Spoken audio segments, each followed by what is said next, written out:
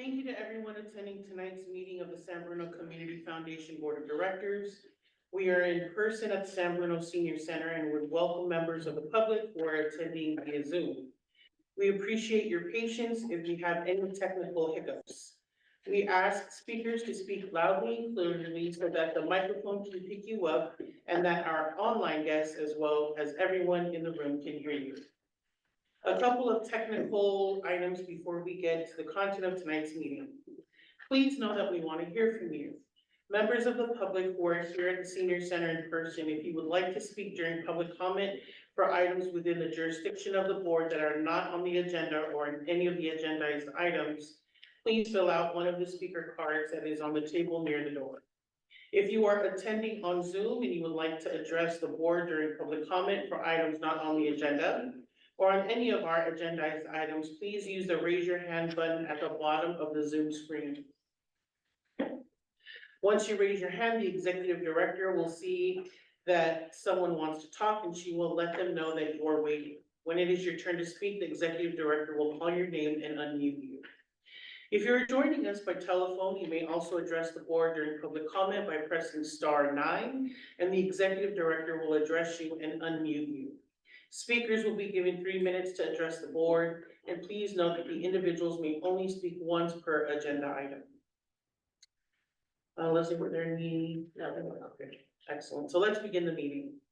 I now call to order the meeting of the San Bruno Community Foundation's Board of Directors, September 4th of 2024, to order. Unfortunately, board member Supriya Perry is not able to attend in person tonight. She needs to stay home and care for her children, and she has notified us that she will be attending remotely for just cause due to the child care need.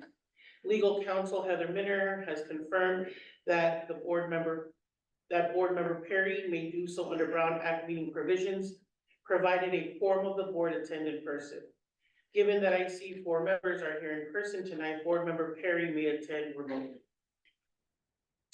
Board member Perry, as required by the Brown Act, could you please let us know if there is anyone 18 years of age or older in the room with you, and if so, your relationship to them?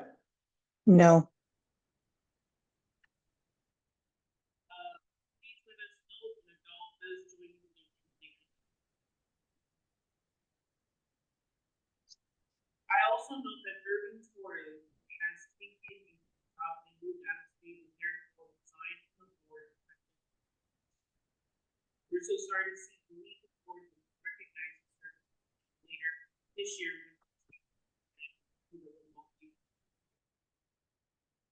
We have a very full agenda. Secretary Gomez,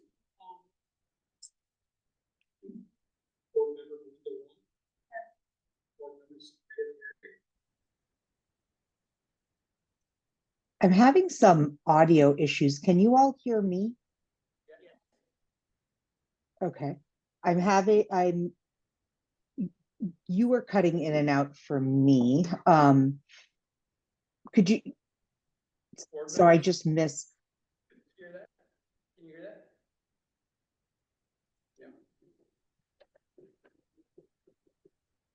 Yeah. I apologize. You can hear me now? Yeah, we can hear you. Okay, I can hear you now. Okay. Thank you.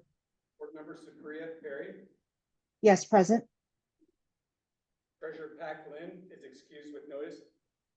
Secretary Raul Gomez speaking. Vice President Jim Roy. Here. President Melissa Natani Jones.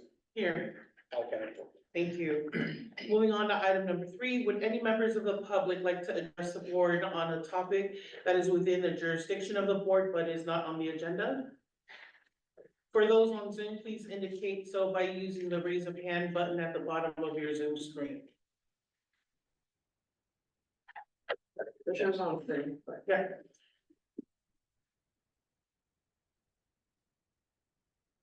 Can you hear me okay? Okay. I've lived in San Bruno for over 37 years now, and I just want to thank the Community Foundation for the beautiful aquatic center, because I know it's a lot of time and effort that you all put in to actually somehow invest the money wisely that we had money for everything that's happened, and I just want to give a personal thanks because a lot of times it goes unthanked, so I just want to let you know, I really appreciate it, okay, so thank you very much.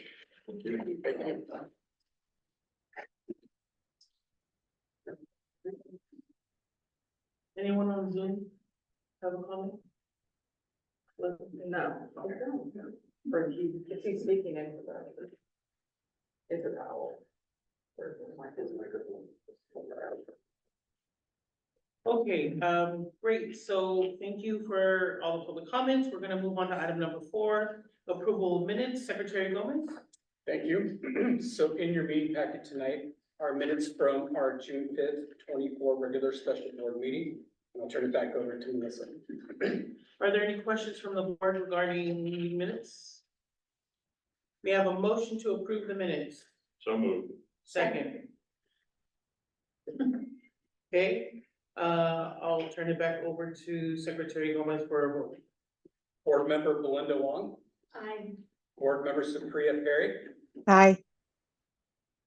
treasurer Packlin is excused with notice. Secretary Raul Gomez is an aye. Vice President Chip Moran, Aye. President Melissa Natani Jones, Aye, all ayes. thank you.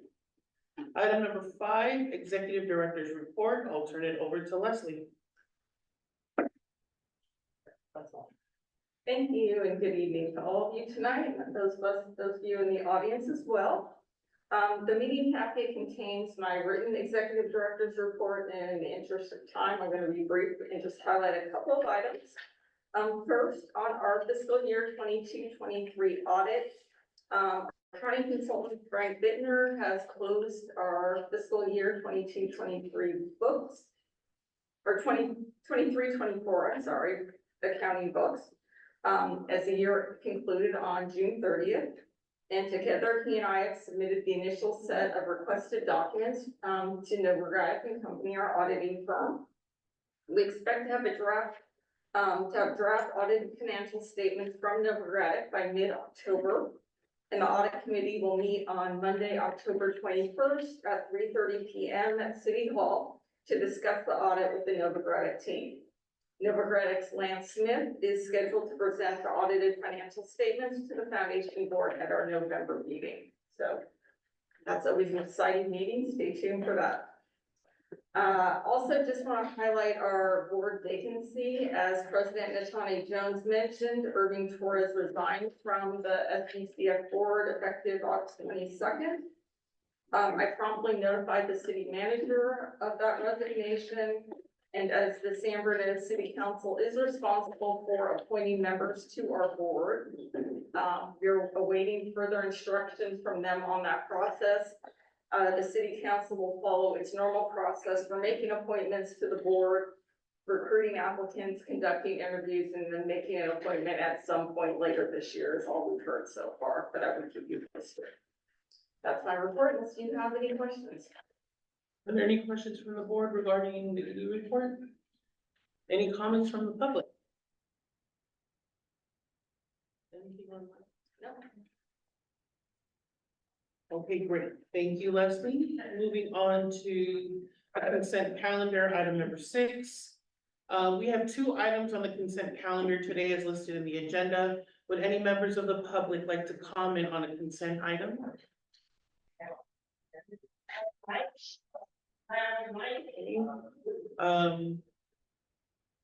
Unless there are any questions or comments from the board, I call for a motion for approval of the consent calendar. Or not. Second. Okay, and I'll turn it over to Secretary Gomez for a vote. Thank you. Board member Belinda, Aye. board member Supriya Perry, Aye. treasurer Packlin is excused with notice. Secretary Raul Gomez is an aye. Vice President Jim Rowan, Aye. President Melissa Natani Jones, Aye, all ayes. thank you. Item number 7, study session. We'll receive a presentation on socially responsible investment strategies by Sandhill Global Advisors LLC and provide direction to staff on next steps. Tonight, we have 2 presentations from our investment management team at Sandhill Global Advisors LLC. The first is a study session on socially responsible investment strategies, which we scheduled in response to a request from several community members at the May Investment Committee meeting and June board meeting at the foundation, that the foundation consider altering its investment policy to follow a values-based or socially responsible investment strategy. We believe that this study session is an important first step in educating the board and the community on this topic and in the board's consideration of the community members' requests.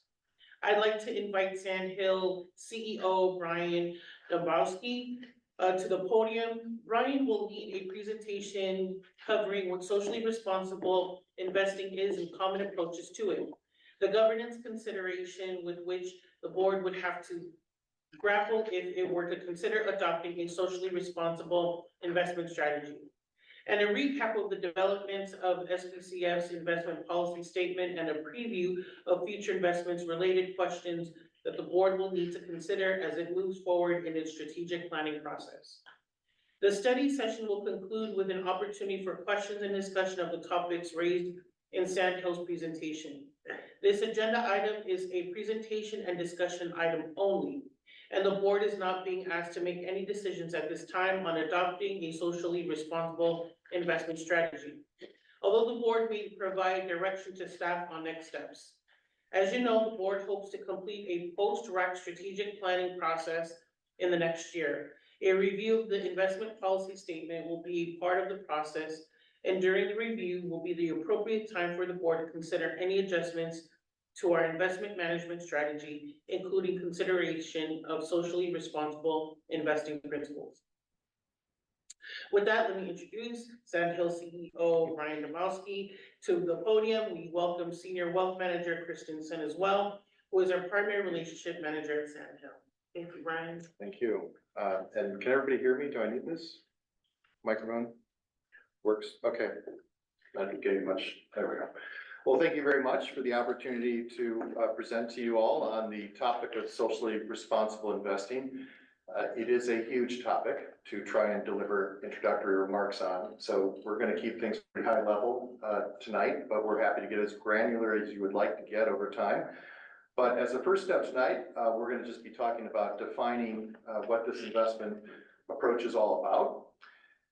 We're also going to take a little bit of time to outline possible implementation pathways as we look forward, and also some governance considerations, both as you look forward and historically. So should this be something that you want to explore, as I think was just mentioned, in your next strategic planning cycle or sooner? So at a very high level, with this slide up, what is socially responsible investing? And I'm just going to refer to it as SRI for short during this presentation.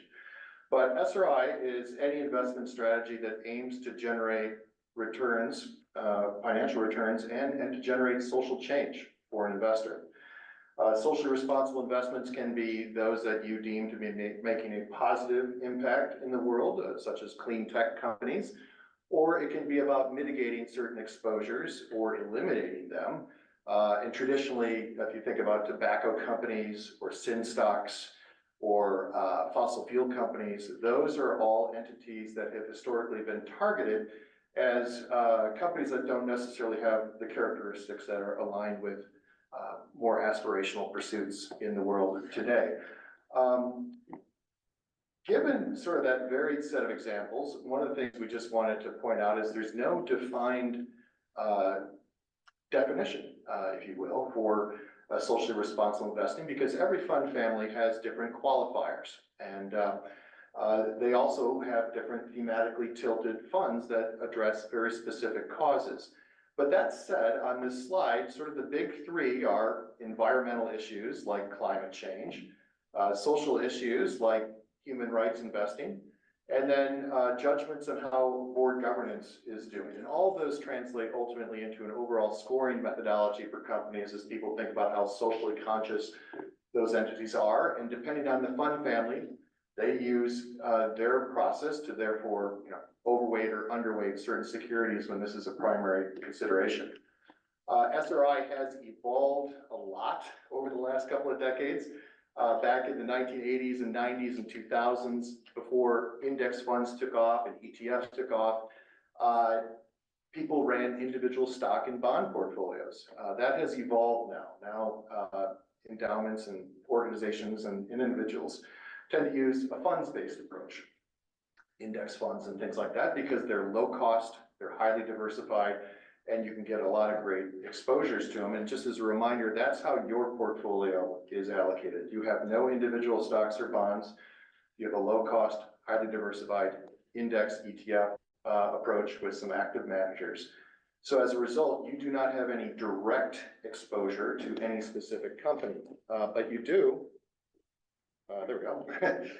You do have indirect exposures because your underlying fund managers that you own do own these securities. And to the degree that you would like anything reported, we can look very specifically at any given company or industry and tell you exactly your aggregated total exposure in the portfolio. So just want to mention that from a reporting point of view as well. Today, SRI is really about these scoring methodologies, and it's also moved out of the high net worth world and into the institutional world, as we have up on this slide. In a recent survey, 27% of educational institutions that were surveyed have some form of an SRI overlay in their portfolio. And so and I'd also just say up until 2023, where there were outflows for the first time in SRI funds, this has been a growing area, as you can see by that chart right there. So again, there's no national standard. The majority of institutions are not using it, but those that are, and there has been growing interest over time. And of course, there's also been a renewed push more recently, and we've seen it ourselves on the topic of human rights-based investment. On the following page, if an organization does want to pursue this, there are many ways you can do it. These are 3 of those ways, listed from the most intense down to the least intense. The most intense is direct indexing. And what that means is we are literally building portfolios of individual stocks by asset class. Now, that's a little bit different from what you're doing right now, but what that lets us do, if you want to do it, is we can exclude companies and eliminate those exposures down to 0. This is a big departure from what you're doing now, but it can be done. The next one down is an SRI fund-based strategy. That's the great news there, is you're using funds. Sort of the con is that there can be some performance drift, if you will, from traditional market returns. And over a long period of time, there is a modest drag on your performance outcomes, mostly because there's some elevated cost to these funds versus traditional index funds. And then the next step down is sort of, you might just call it SRI light. It's maintaining the core of what you do, which is low-cost index funds, but you use a number of very custom sort of selected SRI funds to tilt and mitigate exposures that you have in the portfolio. And you're able to sort of mitigate and also measure and then ultimately declare or not that your underlying exposures are de minimis in nature and therefore you accept them as a board. There is, of course, one other option not listed here, which is to look at your underlying exposures, understand what those are, and decide if those meet whatever values that you want to do as an overlay on your portfolio. And then you just could report those out to the public. I'll just mention here, for instance, you currently have a direct exclusion on any investment in PG&E. We can look through the entire portfolio and look at any underlying index manager or bond fund manager, and we can come and tell you that you have 0.12% underlying exposure to PG&E. You don't have any direct exposure, but some of those index funds and things do own that stock. So we can tell you that for a defense company or industry or whatever you would like to look at. We've put together some broad governance considerations on the following page. And the big ones are performance and cost.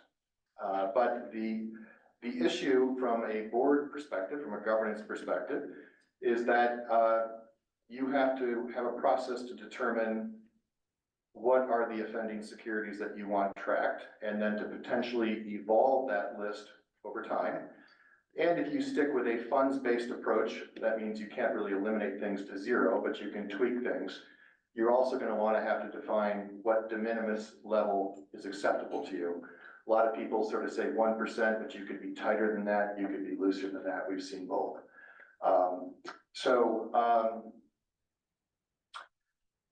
The only other thing I'll just mention there is that anything you end up doing would have to be documented in your financial policy statements. And as far as that documentation today on the following page, to date, it looks like this, which was everything that was done in 2016. And I'll just mention that the board and the committee had a very public process that went through and looked at what type of asset allocation you should have, what type of portfolio structure you should have, what type of investment restrictions. And these statements that you have before you here were all approved by the San Bruno Community Foundation and ratified by the council at that time. And I'll just say that at that point, the process did not recommend any additional limits or screens beyond not having any direct investment in PG&E, which was deemed at that time to be directly related to your mission and core principles of the organization. Since that time, there have been no material changes. There have been no changes whatsoever to your investment policy statements. And I think just on the final page, as you look forward and prepare to begin the process of a new strategic planning cycle, we want to remind you of your current goals and objectives as it relates to time horizon, risk tolerance, return objectives, cash flow needs, and any unique circumstances in the portfolio. And as it relates to your quasi-endowment portfolio, just a reminder, it's managed long-term, really with the idea of into perpetuity, with a moderately conservative allocation that's meant to outperform the underlying indices and to generate the cash that you need to support your organization and its goals. And again, just to drive home the point, the only current restriction really is no direct investment in PG&E. So as your strategic process unfolds, we're here as a resource to you all and to your committee, the investment committee, to think through any of these issues. We do this with other organizations, and we have a process that we can work you through. And of course, if there's any material changes in your goals or objectives, we're happy to work with you on that through your next strategic cycle here. And I think with that, I will just we'll close, and we're happy to take any questions from the board or members of the public. Any questions from the board? Yeah. I did have a few clarifying questions on your approaches. You had indicated that you could do direct indexing. That seems like a high effort. How much would that increase in terms of like the cost of, do you have a range? Yeah, I mean, I don't have it top of, it's about 15 to 20 basis points, I would say, is a likely incremental cost. That means 0.15 to 0.2% greater cost in general to implement a strategy like that. And then on your second strategy, where you're doing a fund strategy, but you're basically just focusing on SRI funds. Again, you mentioned a risk to cost and performance. Again, do you have a range of how much less the performance would have been? Yeah, well, so it's interesting. There's two answers to that. A lot of it depends on the period you're measuring, but there can be significant performance drift. And what I mean by that is one of the reasons there's currently outflows from the SRI funds right now is that 2022 and 2023 were really not great years for performance. And the reason was, as the world opened up, fossil fuels and commodities all rocketed as everybody got back in their cars and drove around. And as you can imagine, SRI funds tend to be underweight or to exclude those. And so there was a significant performance difference on the 1 and 3 year period, which of course then led to the outflows. But if you look out over a 5 or 10 year period, over a 10-year period, stuff that we did recently just with index funds, comparing index funds that are SRI and normal traditionals, was about 20 to 25 base, 0.2 to 0.25%, of an annual drag over a 10-year period. So not huge, but, you know, something. Thank you. How's that for an answer in a public meeting? I think my last follow-up is the do nothing option that you mentioned at the end, where we would just report on it. How much would that increase in terms of level of effort of what you guys are already doing with the reports? That's a great question. There's no incremental cost, and it's just our associates loading up all the funds and doing a complete look through and adding it all up. So that's just a reporting function. Happy to do it at any point in time. And you do see that in some places. The CSU master portfolio, for instance, does report out on aerospace and defense and weapons exposure. And they basically have a little paragraph that says, we're 0.62% exposed in this industry, and as a board, we deem that to be a de minimis level. And so that's all, that would be the reporting function if you went that route. Thank you. Any other questions from the public? Any comments or questions from the public?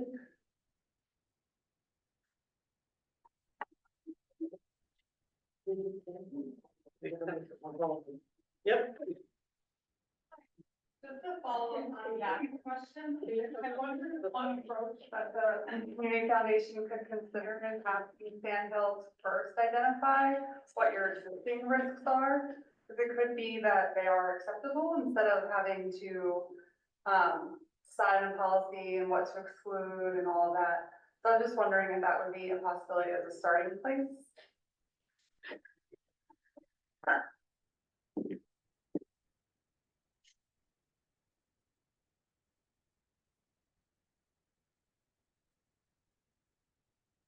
Through the president, if I may. We're working with another entity that is also a Brown Act public institution that is responding to a similar advocacy, if not exactly the same advocacy that your organization is responding to. And they formed a task force to look at all this. And to your point, you can either we're happy to show any exposure right now so that that can be part of the upfront process.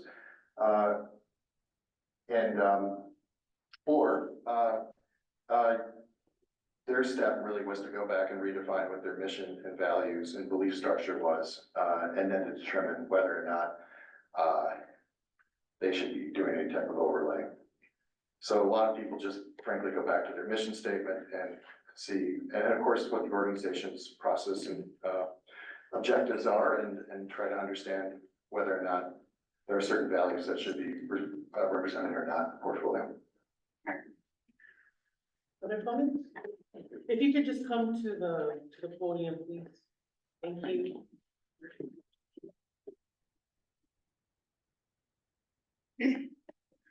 Hello, my name is Dustin. I'm a resident of District 1. Seen you all before.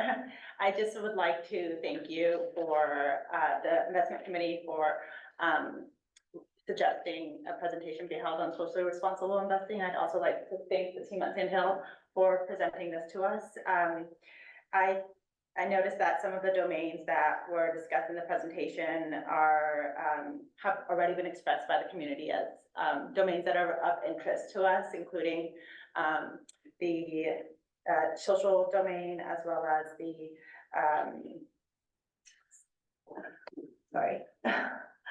the social domain, as well as the human rights domain. So the impact on climate change, deforestation, and human rights. And I think it's important to ensure our investment strategy aligns with socially responsible investments, to ensure we're avoiding investments in companies and funds that are consistently and knowingly, I think, are the two major factors for me. That these are companies that know and continue to enable and profit from violations in human rights or violations in international law, exploitation of labor, and and exploitation of fossil fuels. So, I understand that it's at the board's discretion to take this further, given, consideration for this in their next strategic planning. And I think we would appreciate it as a community if that was a decision that was taken to review this further and continue with this process. I think it would be helpful to better understand the governance considerations that have been brought forth by the team at Sand Hill related to mechanisms for identifying and determining the organization's core values and the conduct. I think that would be helpful for the community to also better understand, and just to continue this this process and understanding the underlying mechanisms for moving forward. Thank you.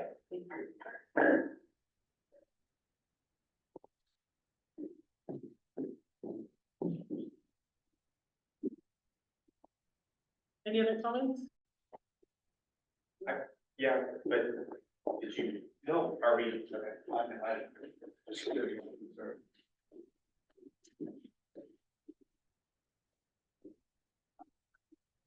Hi, everyone. So thank you for undertaking this process and considering, making some tweaks to your investment policy. My name is Matt Jones. I'm a resident here of San Bruno. I just wanted to provide a little bit of context. The investment policy was last updated in April 2016, which was the initial time that it was adopted. And from what I understand, it has now been modified since. And I just wanted to update folks on kind of how the world has changed since then. We had a series of wildfires, serious wildfires that started, 2017 was a big year and it kind of just continued from there. I started a process of looking at reinvesting my own funds, and I know this is not an apples to apples comparison, but I used to bank with Wells Fargo, and I found out that they were a major contributor of the Keystone XL pipeline. I had friends that went to go volunteer at Standing Rock during that whole process. And I think what I learned from that is that there are socially responsible banks out there that are doing great work investing in things like solar. So I switched my money over to Climate First Bank. They're based in Florida, so I'm moving my money outside the state because I couldn't find one here that was doing that same level of investment, but I'm getting 5.3% on my checking account. I was getting like 0.9 at Wells Fargo. And I know this is not apples to apples, but I'm just saying that there's increased demand out there to shift our money towards things that are better and more sustainable for people like myself that are millennials, the younger generations. And I know a lot of this community foundation's work has been toward focusing on the youth of this community. So I just think that we need to take into consideration not just, a 25-year of how the money will grow, but also just what investments are we making towards the future of the planet, of the people who live here. The reason I think, well, I'm speculating, but I think that a reason why a huge uptick of interest in this type of investing took place in 2021 probably had something to do with the George Floyd protests that took place in 2020 and the increased focus on DEI initiatives that came as a result of that. So I think I'm just saying that we live in a very different world than we lived in even 8 years ago. So I just like us to take that into consideration as we undergo this process and to just keep in mind the mission of the Community Foundation and the history of why we're here. Thank you.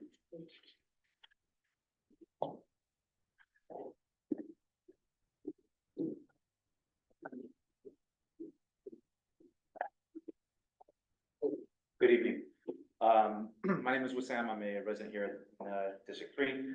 I don't know if I can top those last two statements. I think I align very well with what they stand with and what we're trying to, hopefully what the board is trying to do here as far as reviewing the social responsibility investments. I want to thank you for taking this initiative. It shows us a great deal that the board wants to, wants to make a move to see something and maybe do something productive. I also want to thank Sand Hill for coming out here and putting forward this presentation, and being transparent with us as well. I just hope that moving forward, we can, work something out where it benefits the community and hopefully we can profit from that as well. Thank you. Any other comments?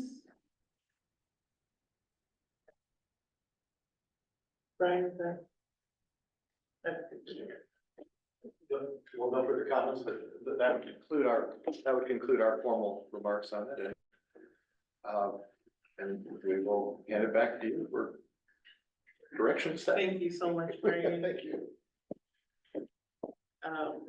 Thank you. So we will move on to item number 8, conduct of business. We will receive report from Investment Committee on its August 21st, 2024 regular meeting and presentation from Sand Hill Global Advisors LLC regarding firm's investment outlook and SBCF's investments portfolio. Board Member Wong is a member of the Investment Committee and will introduce and report and the second presentation of our team from Sand Hill. Linda? Thank you. The investment committee meeting was held recently on our quarterly basis on August 21st. There were 2 business on the agenda. The first was to receive the report from Sand Hill regarding our investment outlook and performance. We will hear directly from Brian and Kristen again in just a moment, so I won't repeat that here. And the committee was very pleased with the guidance that the Sand Hill team has given us to the foundation, so thank you. They have ably managed our investment portfolio for the past 8 years of providing thoughtful and prudent advice through some particularly challenging times. Most notably, they made sure we had the 51.5 million committed to the RAC project, ready to be dispersed when we have needed the fund and increase the value of the portfolio. The Sand Hill team also previewed the 2 presentations, including the one they just gave, as well as the one they're about to give. One of our committee members or community members thanked the foundation for scheduling the study session on social responsible investing and urged the foundation to adopt a socially responsible investment strategy. The second item discussed during the investment committee was the foundation's cash flow needs related to the RAC.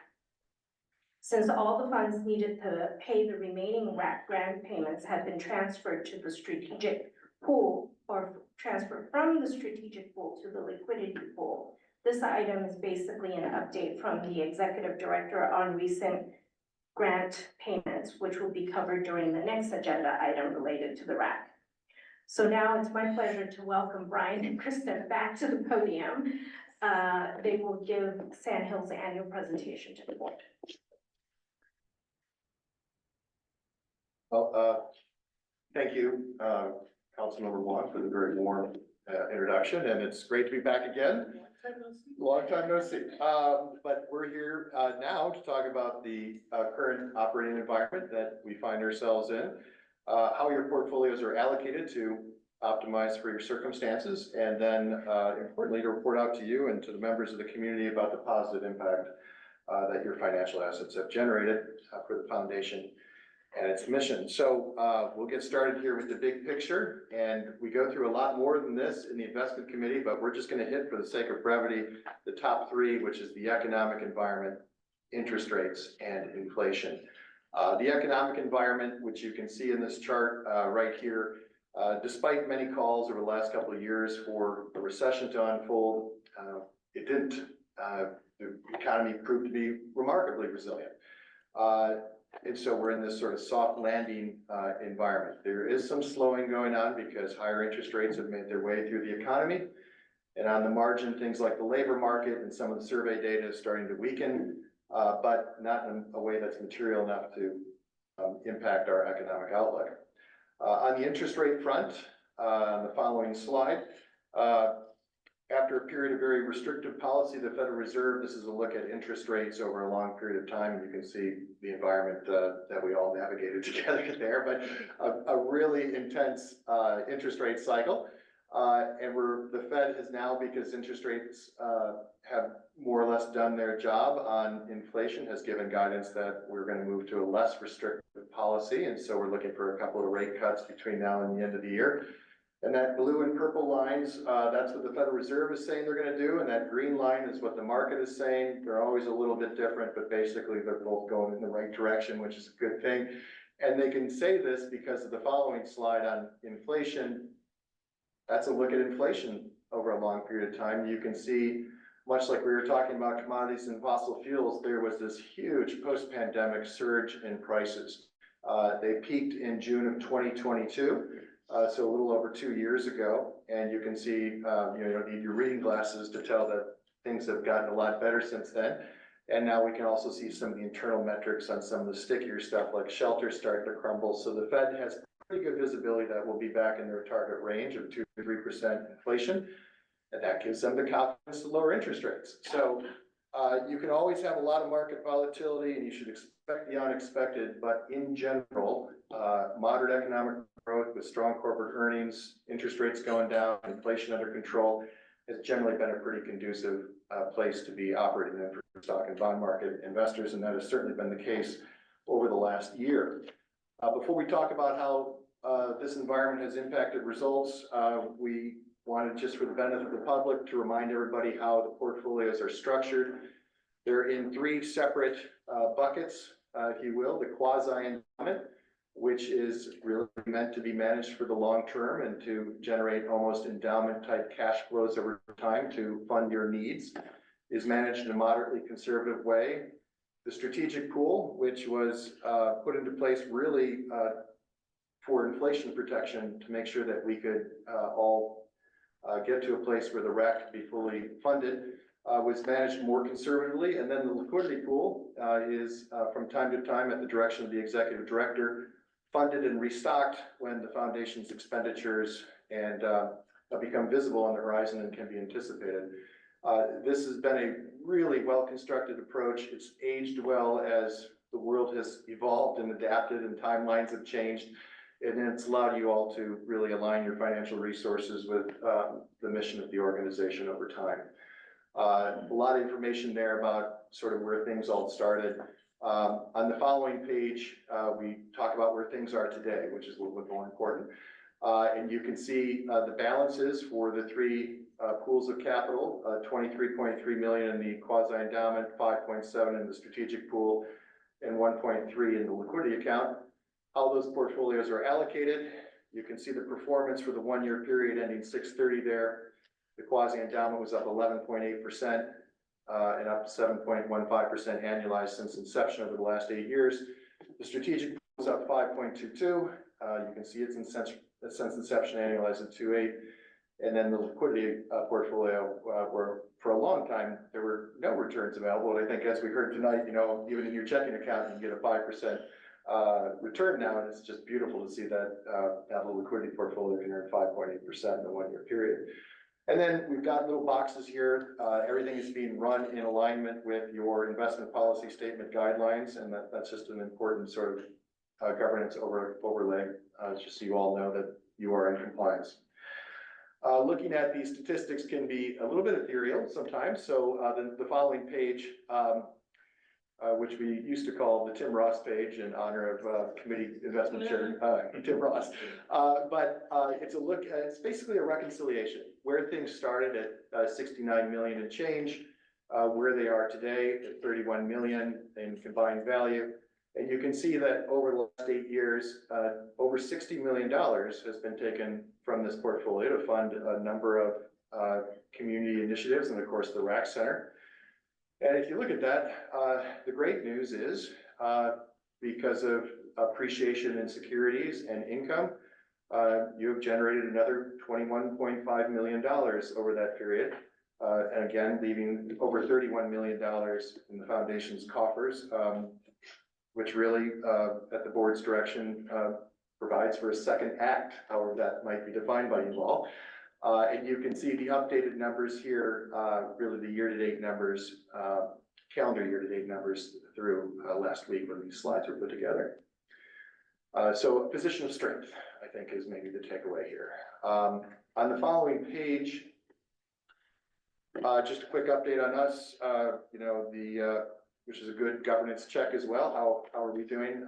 We're almost 4 billion in assets, 33 employees, 14 shareholders. We work hard to make sure that we've got resources in place before demand, just so hopefully we can provide you the best investment outcomes we can based on the circumstances and the best client service that we can. And hopefully you feel that as one of our partners.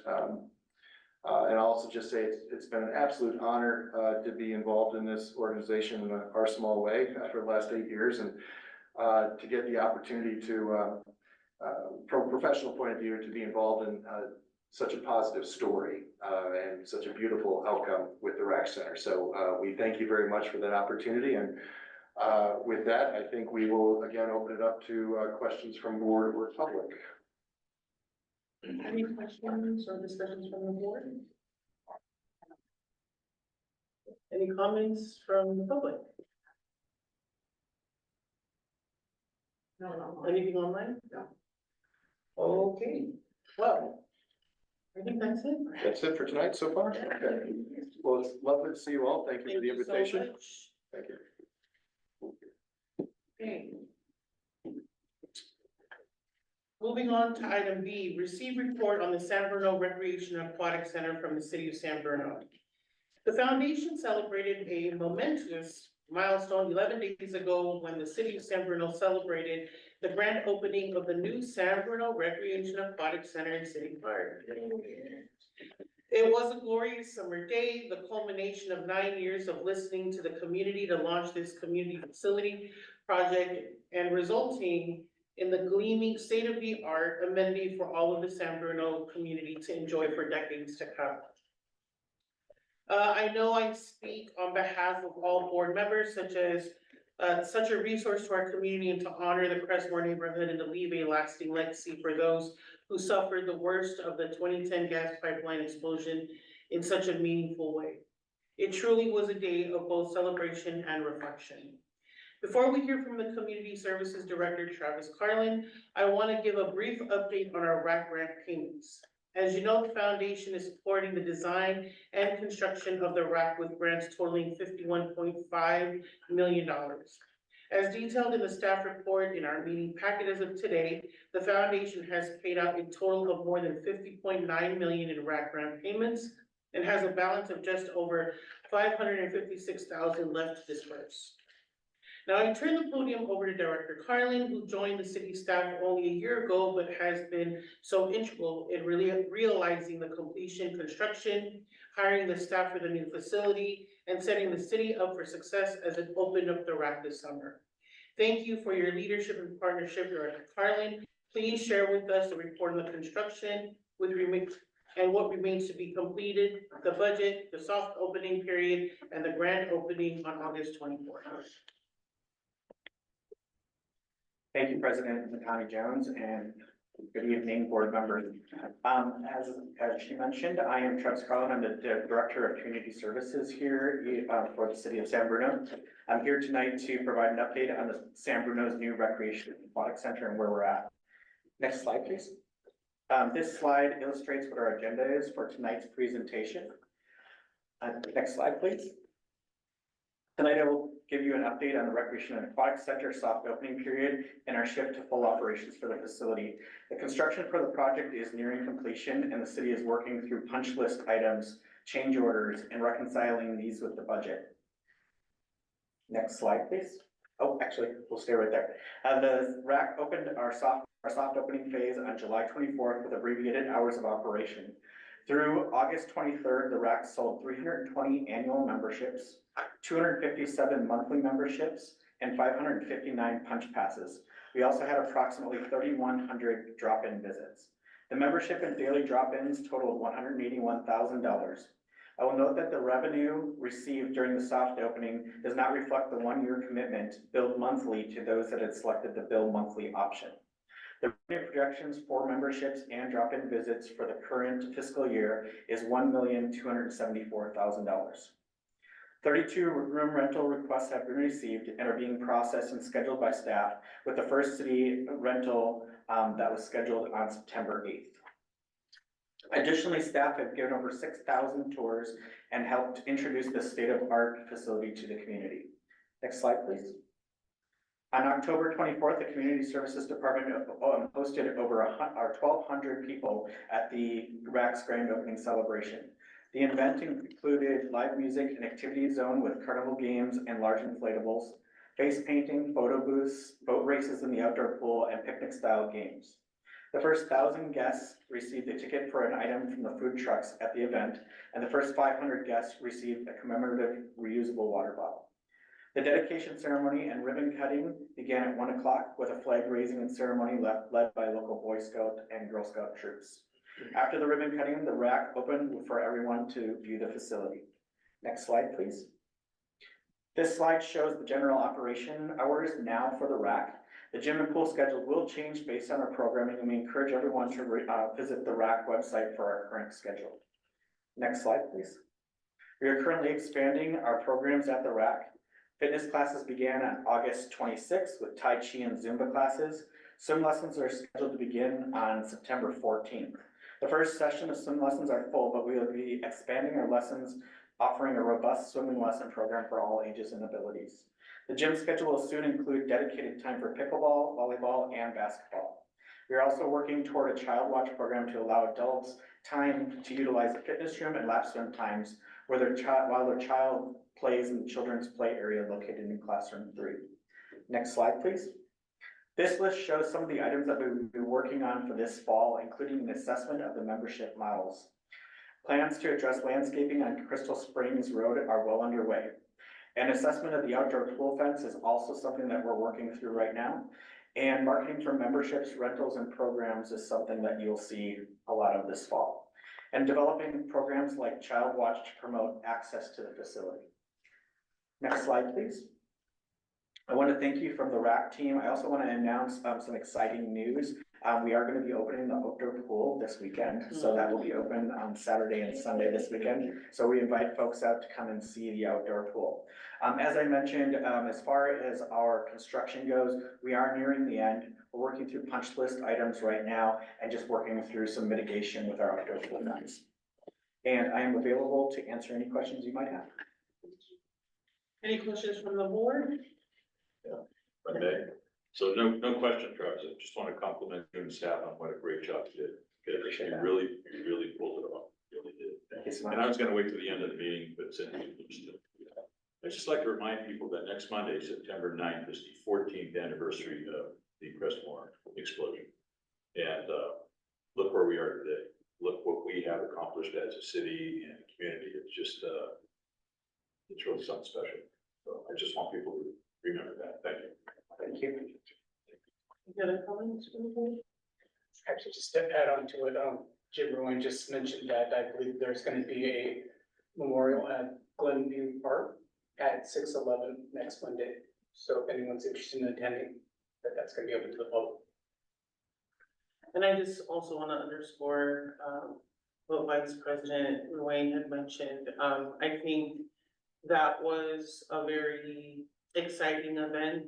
The activities, I saw so many of our community members engaged in the different activities, but there was so much anticipation to walk inside. I mean, we were standing there, people kept trying to walk in and we were like, okay, hold on a moment. But great job, Travis. I know that you haven't been here that long, but that event looked like you've been with San Bruno for a very long time. So I appreciate the effort. Please express my gratitude to the team. That was a really amazing event, so thank you. Really appreciate that. Thank you.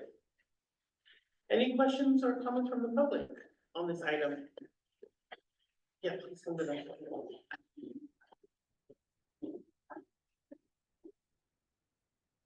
I just wanted to echo the comments shared by some of the board members here, and I know I already thanked the Community Services Director at the event, which I attended. It was really well put on, and just great to see so many of the community turn out. I heard there was like 1,200 people there, and So I just wanted to say thank you, and that I was speaking with a council member, and he had said, that there are certain people in the community over the years who have believed that San Bernardins don't deserve nice things, or that we, for a long time, I think, you know, a lot of other cities have developed new buildings, and, you know, this was one of the biggest that we've had in a while. So hopefully there's more to come, and it was nice to be able to rally and celebrate something like this. That was nice, that I think the community really does deserve.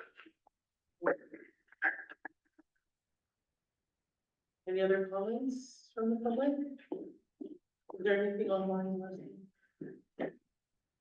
No answers. Okay, excellent. Unless there's any further comments from the board, that concludes this particular item. So thank you so much, Travis.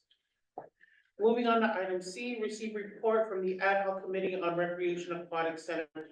Startup activities, determine whether proposed grant to the city of San Bruno presents a conflict of interest under nonprofit and exempt entity laws.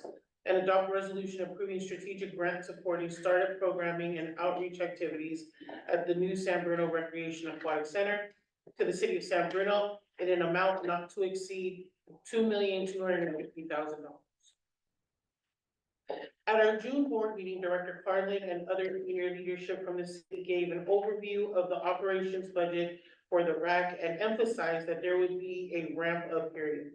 To ensure that the RAC has successful launch in a sound financial position, they said that the city would benefit from some level of seed funding to support its initial programming and operations, and requested a total of $2.25 million in grant funding from the foundation to cover the first 3 years of operation to underwrite, program, and promote access, marketing, and outreach, and the ramp of operations. The board then created a new ad hoc committee on recreation aquatic center startup activities to explore opportunities for the foundation to support the ramp up of the programming at the new RAC. The board appointed me as the committee chair and Vice President Uwain and board member Wong as committee members. Over the summer, the committee listened to the city's needs and came to an agreement with them on the grant proposal that is before the board tonight. The full details of the committee's research and deliberations are included in the staff memo for this item. But let me just briefly note here that this funding request is intended to help the city bridge the opening of the facility to full operations and to allow for some trial and error programming as the city tries to attract high community usage of the facility. This strategic grant would provide startup funding to enable the city to test various marketing, outreach, recruitment, scholarship, and other initiatives in 3 primary areas: programs, memberships, and facility rentals, to encourage community members to use the facility and ensure that the facility generates sufficient revenues to sustain its operations for the ongoing benefit of the community. This startup funding will terminate after the first 3 years of the facility's operation, and 3 years of funding would provide this with sufficient time to fine-tune its implementation plan to support a sustainable business model for the facility on an ongoing basis. The grant would be for up to $2.25 million over 3 years, $1 million in 2024, $750,000 in 25-26, and $500,000 in 26-27. To ease the reporting burden on the city, written reports would be annual, substantiating expenses incurred in furtherance of the grant purposes during the prior year and previewing how the city intends to use them for the next year's funding. After receipt of each grant report, the foundation would make an annual grant disbursement for the next year based on the schedule above. In addition, the city would provide an update at the foundation's board meeting twice in the first year and once each of the second and third years of the grant. I'd like to now invite Director Carlin back to the podium to review the city's funding request and answer any questions board members may have. Once again, thank you, President Natani Jones and board members. As mentioned, I'm going to do a brief presentation on our funding request that we submitted earlier this summer. The San Bruno I'm going to go to the next slide, please. The San Bruno Recreation and Aquatic Center opened to the public for the soft opening period on July 24th. During the soft opening period, the public were welcomed in to tour the facility, sign up for memberships, explore the facility, and utilize the spaces available, including the gymnasium, walking track, indoor pool, and fitness facilities. In addition, the Recreation Division held the last few weeks of camp at the facility. Some interesting statistics to share, and I've already shared them in my last presentation, so I will not repeat them here.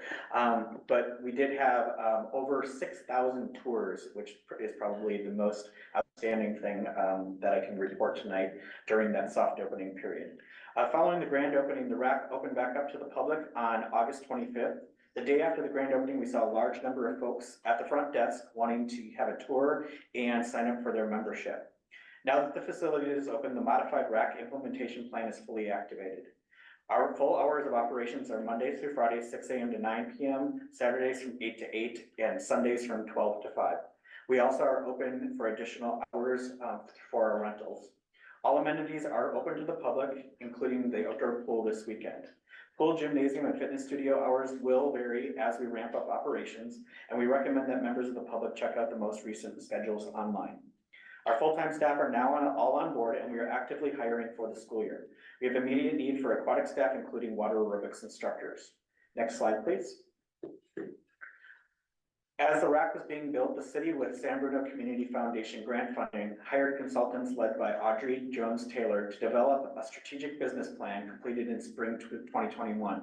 Based on this plan, city staff, led then by Director Ann Matola, released a RAC implementation plan in early 2023 to guide operations, programming, and finances for the first 3 years. The facility was expected to open in late fall 2023 with a 66% cost recovery target. However, with changes in staff, the membership and fee models have been adjusted to better fit the facility's layout.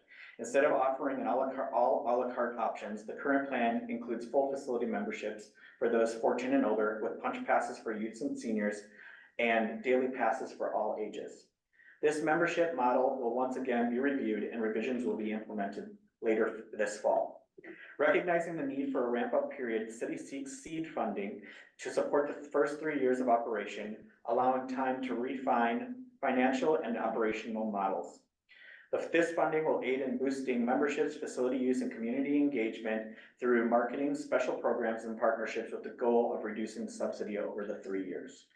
The funding will focus on programs, membership, facility rentals, and access strategies. Full operations have begun, and we are expecting full revenue realization by the second or third year. Staff will focus on generating revenue from memberships, optimizing facility rentals, maximizing swimming lessons, offering various programs, and building partnerships with outside agencies. Next slide, please. If approved, the duration of the grant period would be expected to be from 2024 to 2027, and the city's ask is $2.25 million, allocated as represented in this slide, with a major effort in marketing and a membership campaign. Next slide, please. This slide represents the baseline plan for year one. You will notice that many of these initiatives are to promote access to the facility and to market the facility. The success of these opportunities will be captured and reported back to the foundation and city council in an annual report outlining actual use for grant funding and how the city intends to use the following year's funding. In addition to the annual written grant reports, the city will provide an oral report to the foundation board at a board meeting at least twice in the first funding year and at least once in each of the following years. Next slide, please. The San Bruno Community Foundation and the city have collectively invested over $61 million to develop the Recreation and Aquatic Center. For the fiscal year 2024-25, the subsidy is projected to be slightly over $2 million. During the initial phase of operation, various programs will be trialed to determine the optimal balance between program offerings and available drop-in times for members and daily users. Furthermore, the current rates are introductory and will be subject to a comprehensive review to ensure that the facility's sustainability through incoming revenue while remaining competitive within the San Bruno market. The funding request will be utilized for programming, marketing, and support, and redevelopment of the overall general business plan to stabilize operations. Next slide, please. City staff is committed to ensuring the sustainability and growth of the RAC operations beyond the initial 3-year period of grant funding. Our strategic plan includes a multifaceted approach to ramping up operations, which will involve diversifying revenue streams, enhancing community engagement, and optimizing operational efficiencies. By leveraging the initial grant funding to build a strong foundation, we will implement robust membership programs, host community events, and establish partnerships with local businesses and organizations. These initiatives will not only generate ongoing revenue for us, but also foster a sense of ownership and support within the community. Furthermore, we will invest in staff development and program initiative or improvements to ensure high quality services and experiences for our patrons. Through these concerted efforts, the Recreation and Aquatic Center will be well positioned to thrive independently and continue to serve as a vital community resource for years to come. During this ramp-up period, the city will implement programs and promote access to the facility, identify operational deficiencies and plan for post-ramp-up period, evaluate fee structure and ensure that the rates are competitive, explore opportunities for use by outside organizations, specifically during non-peak times, and assess our operations and streamline where possible. Next slide, please. And that concludes my presentation for tonight, and I am available for any questions you might have. Thank you so much, Travis. Any questions from the board? Comments? Any comments from the public? Question?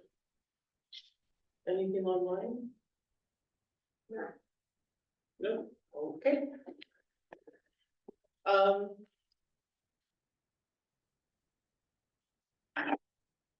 The committee is now recommending that the board approve a 3-year, $250,000 strategic grant to the city of San Bruno for RAC startup activities.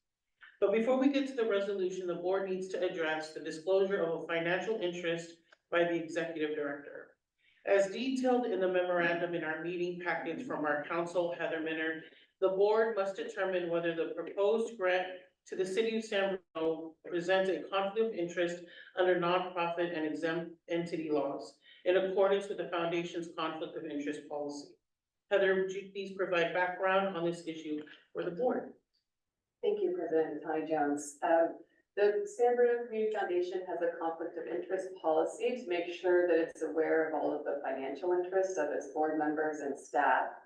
And in compliance with that policy, Executive Director Hadamiya disclosed to the president that her son has taken an internship with the city of San Bruno, and this is a paid internship. And under our policy, that qualifies as a financial interest in any potential transactions with the city. So the policy also makes clear that just because somebody has a financial interest, that doesn't mean it's a conflict of interest. There's only a conflict of interest if the board analyzes it and decides that there is a conflict of interest. And so the executive director followed the policy by disclosing the financial interest to the president.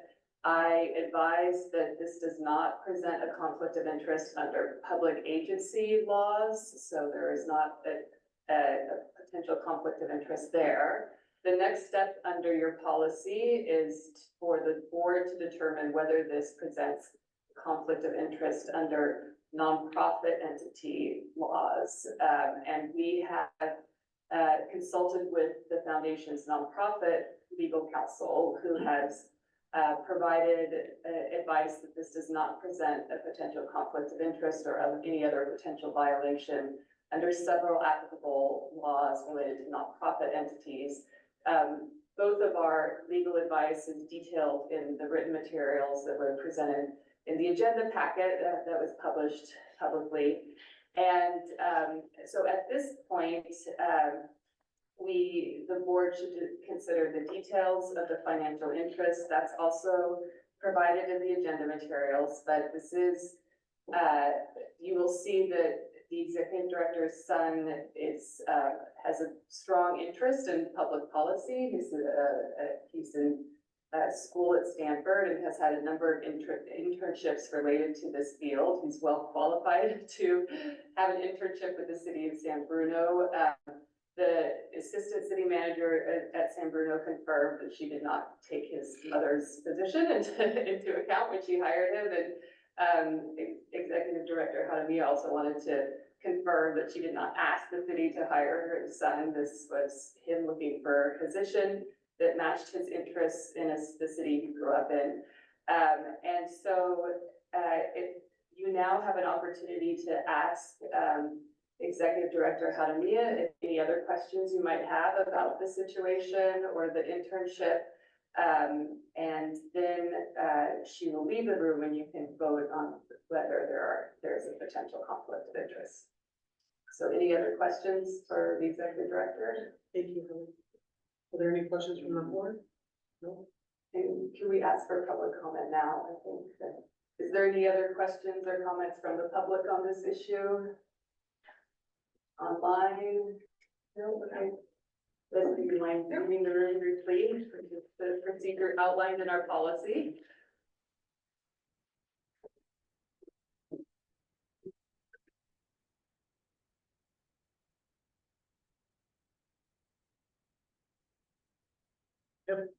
Chair, I think it's pretty obvious. It's been thoroughly vetted by our own council and the non-profit council, so I would make a motion that we find no conflict. Second. So, before we bring her in, we would need to, do a vote. Wait. Board Member Belinda Wong, I, Board Member Supriya Perry, Aye. Treasurer Pat Glynn is excused with notice. Raul Gomez is an aye. Vice President Jim Roy. Aye. President Melissa Natani Jones, Aye. all ayes. Okay, thank you. Thank you. I'll bring Executive Director Hadamia back in, and then we can make the second vote on this item.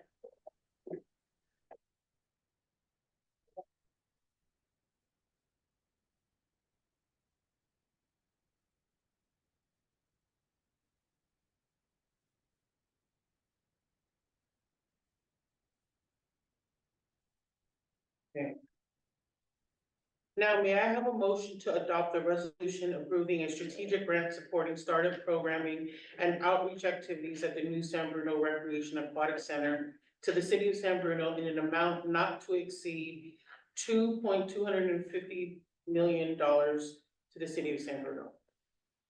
so moved. Second. Okay, I'll turn it over to Secretary Gomez for a vote. Board Member Belinda Wong, I, Board Member Supriya Perry, Aye. Treasurer Pat Glynn is excused with notice. Secretary Raul Gomez is an aye. Vice President Jim Roy. Aye. President Melissa Natani Jones, Aye. all ayes. Thank you. Moving on to item D, determine whether proposal grant to the city of San Bruno presents a conflict of interest under nonprofit and exempt entity laws, and adopt resolution approving grant in the amount of $1,200 to the city of San Bruno for a memorial bench commemorating the former El Crystal Elementary School 70 years of service to San Bruno school children in connection with the new San Bruno Recreation and Aquatic Center project. We have a second and much smaller grant related to the RAC to consider. As part of an elementary school consolidation process, the San Bruno Park School District closed El Crystal Elementary School at the end of 2017-2018 school year. At the time, the El Crystal PTA wanted to make a donation to the city of San Bruno for a memorial bench in San Bruno City Parks commemorating El Crystal's 70 years as a beloved San Bruno elementary school. While there were no mention of a memorial bench opportunities, the San Bruno Park then, city staff confirmed that there would likely be an opportunity to underwrite a memorial bench or other park amenity in conjunction with the new RAC, and that the fee to sponsor it was $1,200. In June 2018, the foundation's board approved a resolution authorizing the executive director to receive a donation from the El Crystal PTA to be used to sponsor a memorial bench or other park amenity commemorating El Crystal's 70 years of service to San Bruno school children in connection with the RAC project. The foundation executed a grant agreement with the El Crystal PTA, received grant funds totaling $1,200 from the El Crystal PTA, and since then has been holding the funds as a restricted donation. In conjunction with the completion of construction of the rack this summer, the Community Services Department offered the foundation the opportunity to use the funds received from the El Crystal PTA to sponsor a memorial bench in City Park near the rack. The Community Services Department agreed to place the bench at a location favored by the former PTA leaders on the southern edge of San Bruno City Park near baseball diamond number 2, due to its proximity to the pathway leading to the former site of El Crystal School, and they agreed to include the language that the El Crystal PTA requested on a plaque on the bench. In conjunction with the RAC Grand opening celebration on August 24th, the Community Services Department recently installed the El Crystal Memorial Bench at the agreed upon location. Tonight, we ask the board to consider approving conveyance of the funds for the memorial bench as a grant to the city. Are there any questions from the board around the background of this item? Any questions or comments from any comments from the public regarding this item? Okay, anything online? No. All right. Before we get into the resolution approving the grant to the city, just as with the last grant, the board needs to determine whether the proposed grant to the city of San Bruno presents a conflict of interest under nonprofit and exempt entity laws in accordance with the foundation's conflict of interest policy. Heather, would you please provide the background on this issue to the board? Sure, the background facts and legal analysis are exactly the same as for the RAC, even startup grant, even though this is a much smaller grant to the city. So nonetheless, we need to make an additional vote for this item. So unless there's other questions for the executive director from the board or members of the public, or comments on this item, then we'll let them step out just briefly. And I'm happy to answer any other questions.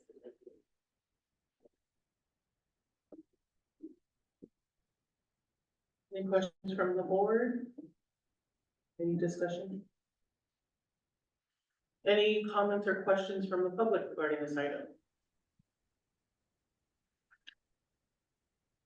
Okay, the board has heard the facts and legal analysis from both of the foundation's lawyers, concluding that this situation does not constitute a conflict of interest.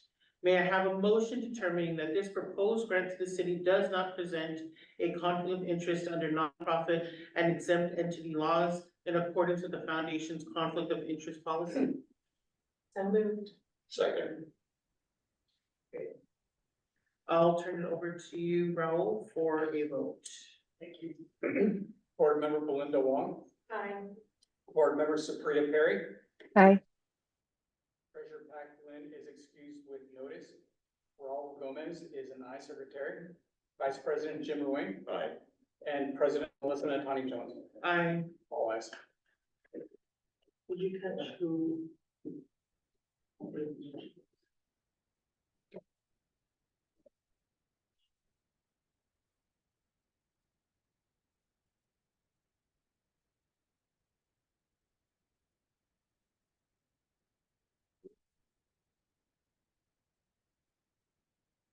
Okay.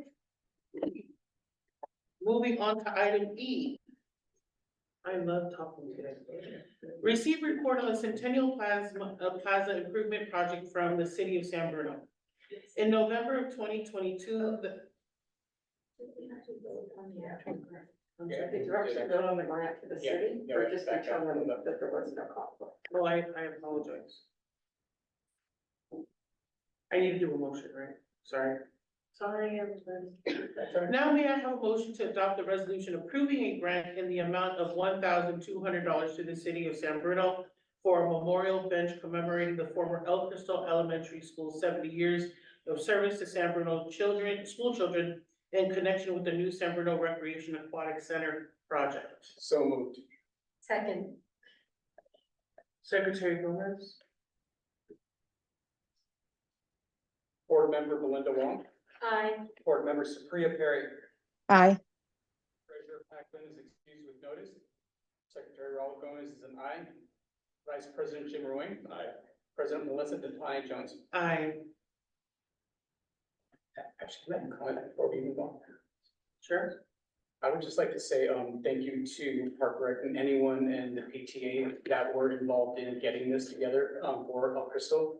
Me being an alumni of the school and my kids as well. The school is a very special place for me, and I'm so happy that we have this bench now that is overlooking the school, if you will, and more importantly, has the plaque from our former, principal Skip Johnson, and had the pledge that he would say every morning to all the kids on the blacktop in the morning. So very, very special, moving and touching. I've been to the bench, I've seen it, it's beautiful. And I just think these are the kind of things that really make, again, being part of the community foundation really special to me. So thank you to all that were involved. Now, we're going to move to item E. In November 2022, the SBCF board approved a $500,000 grant to the city of San Bruno to support the Centennial Plaza Improvement Project. The city is in the process of renovating Centennial Plaza on San Mateo Avenue into a usable community gathering space that can be used for resting, outdoor dining, and entertainment in a park setting. This park renovation project in downtown San Bruno is one that we are all anxiously awaiting. The foundation has paid out a total of nearly $343,000 on this grant, with a balance of about $157,000 remaining. I'd like to welcome Community Services Director Travis Carlin to give us an update on the Centennial Plaza project, including the project budget and timeline.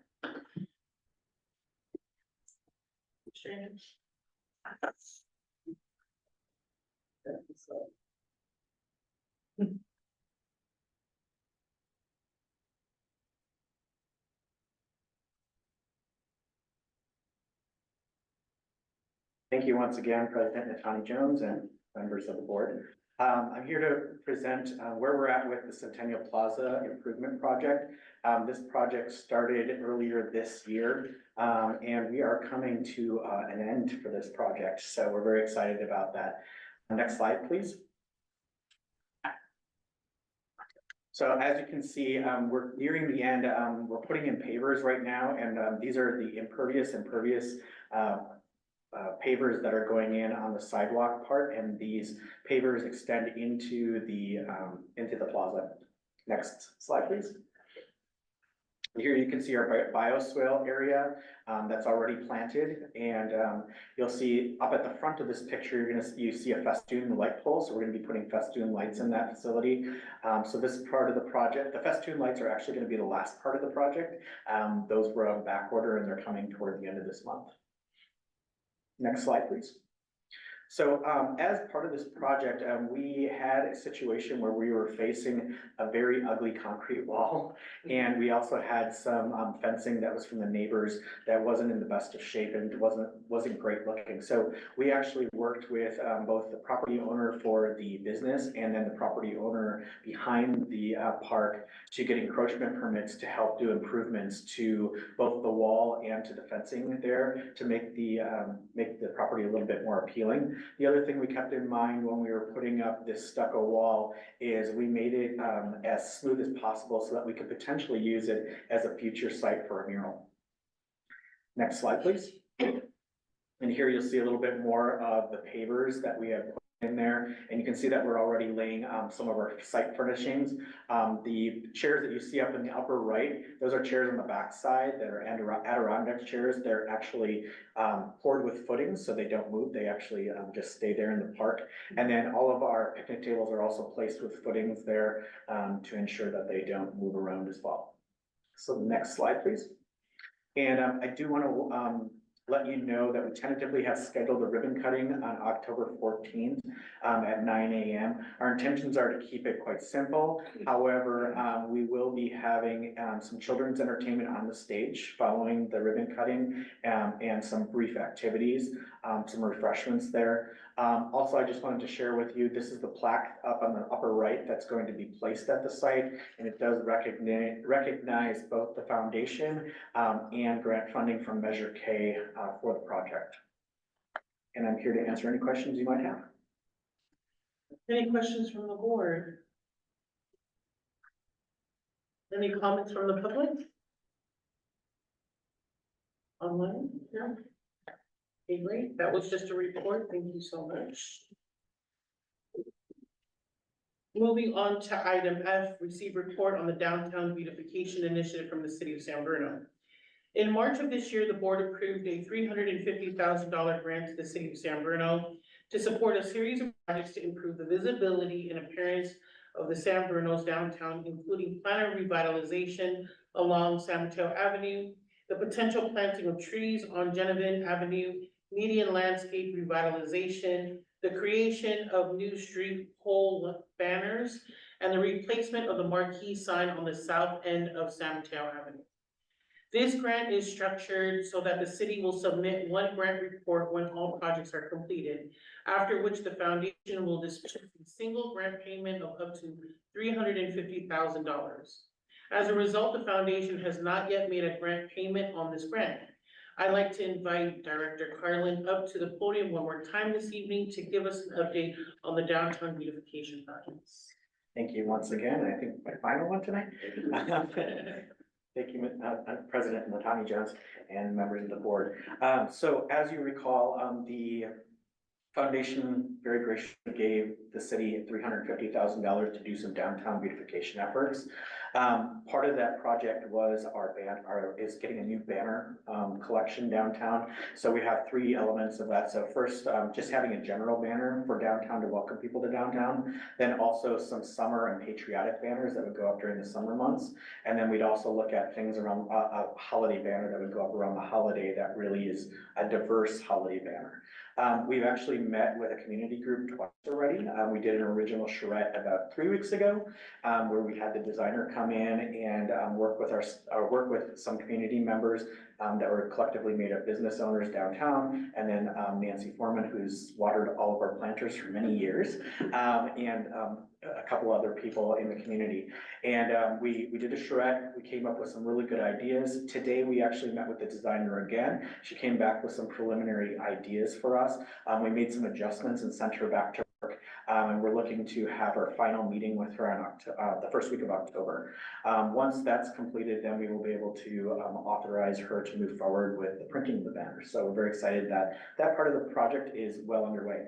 We did close bids on the marquee portion of the project. We did have a bid that did come in within budget, which is great. So we're just looking to make sure that the bid is responsive, and then we'll be working toward a contract with the marquee signage company. We also received one bid for the planter portion of the project. As you probably remember, this is a very complex part of the project. We're dealing with a lot of under sidewalk infrastructure that we really don't know much about, except for that we have 6 breaks in the irrigation under the sidewalks. So it's going to require a lot of traffic planning. It's going to require a lot of digging and finding out what's going underneath the sidewalks, and then the repairs to the irrigation and placing the sidewalks over the top. And then also we're going to be excavating all of the planters because there's a lot of old soil in there. Some of them still have tree stumps in them. So that became, that project is pretty intense. We did get one bid from it. Fortunately, it's the same bidder that we had for the Centennial project, and they're fantastic. We did come in a little bit over budget on that one, and we are looking for some additional funding. I'm looking to bring that forward to the city council for their review and on the first meeting in October. So if that goes well and they do authorize us to move forward on that project, we will likely get started on that project sometime in November, and hopefully finish that sometime in early spring.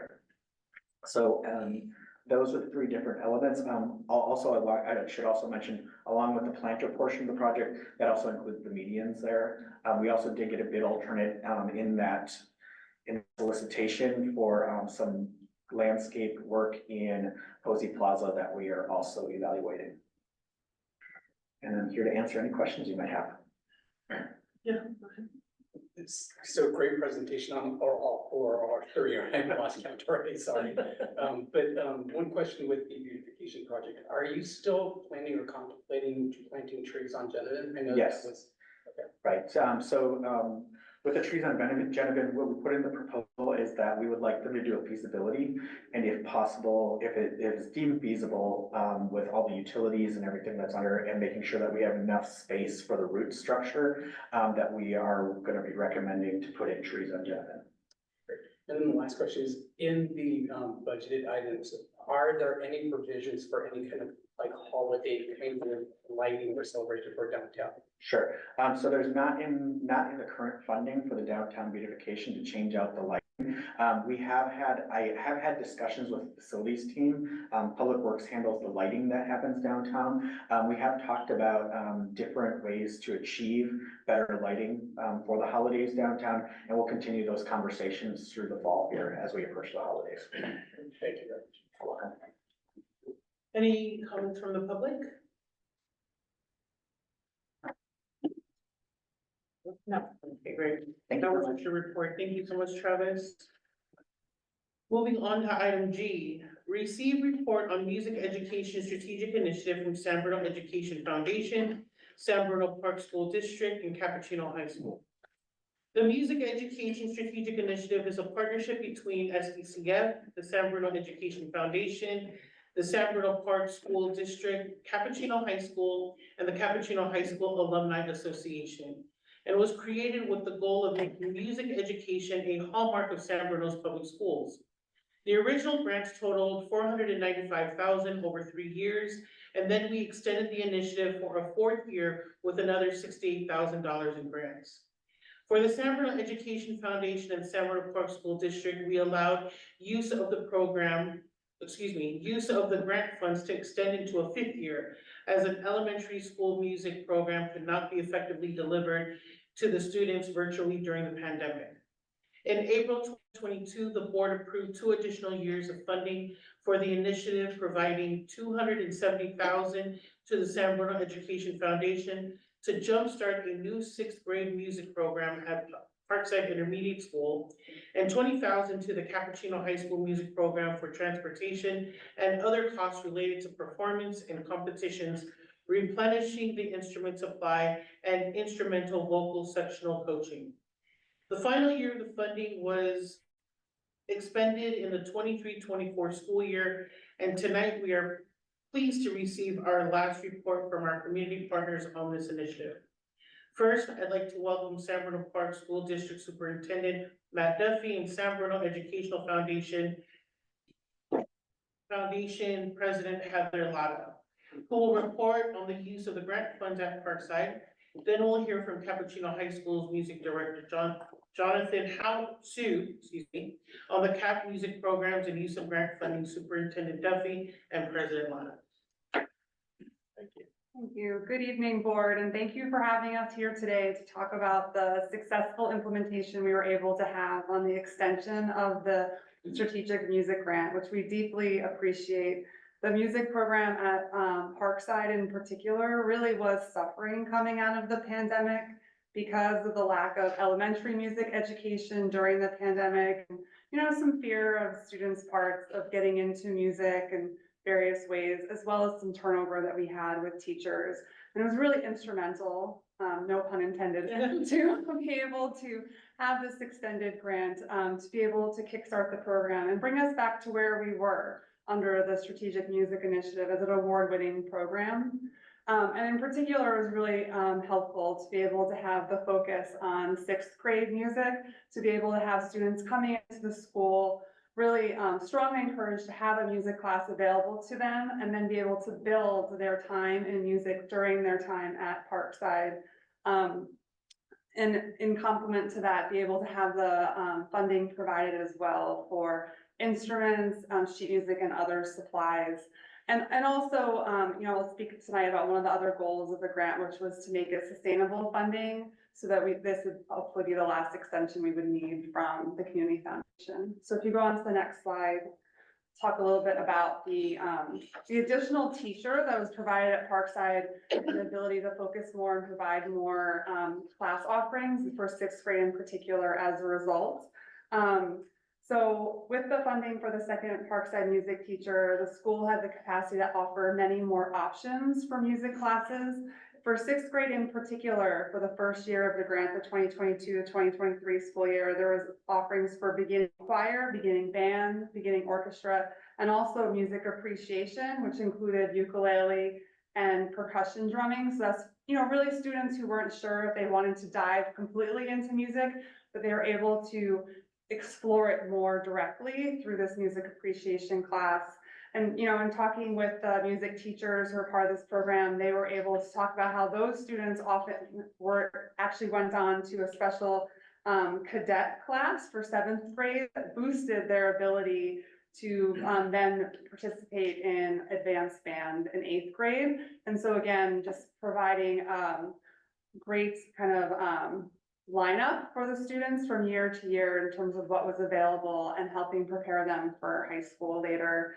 So overall, we were able to have a lot of increased offerings, and that led to a lot of increased student participation in the music program.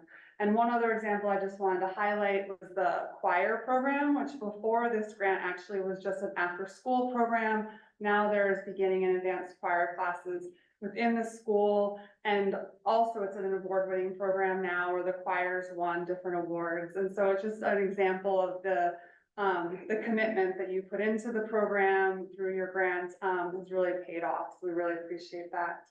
If you move on to the next slide, I just want to share a little bit about the instruments also and the funding for that. There are a whole variety of instruments that were needed coming out of the pandemic because of just disuse and what happened with the program. So just a whole variety of different types of percussion instruments. And I think in November, I talked about the ones that were purchased during the first year of the program. So on this slide here, I'm just talking about the ones that were from the 2023 to 2024 school year. So just really supplementing what had been bought in the first year of the grant. And also providing more cases for the instruments so that they'd be able to be protected better and also be used on the road, going to different concerts and opportunities the students could participate in. And then if you move on to the next slide, I just want to share with you a little bit about the sustainability of the funding and just be able to report back to you on that as well. So if you see the first two columns in the slide about the 2022, 23, and 23, 24 school years, those are the years under the grants. And so you can see how we use the Community Foundation's funding for the second Parkside music teacher, as well as combined Community Foundation and education funding, foundation funding for instruments and supplies. But then, you know, the Education Foundation and districts split the other types of music that are going to across the school district for elementary music and the other Parkside music teacher. And then you can see in the last column, this current school year, the district and the Education Foundation together are able to split the costs of all of the music program based on the donation we received from the community and the Education Foundation, and also different funding sources the district has. And, you know, it's our commitment to work together to continue to do that moving forward. So just going on to the last slide, again, I just wanted to really thank you. Matt is giving two other presentations to you all tonight. I was going to just take this one mostly for you, but both of us are available if any of you have any questions, or are there any from the public? Thank you. Any questions or comments from the board? Any from the public? Anything online? No. Nope. Okay, we'll transition to receive a report on the San Bruno Park District School Field Trip Grant from, sorry. You're gonna hear from. I lied. I'll make my comments. I'm so sorry.